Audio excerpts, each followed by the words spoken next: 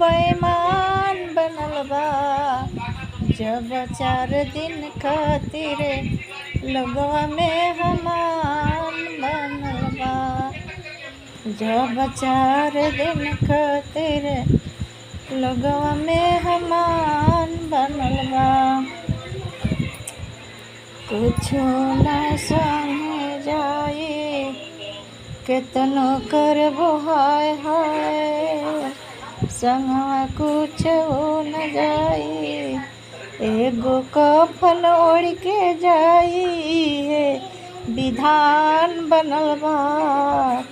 लोगवा काहे खातिर चोर डाकू बेईमान बनल बा।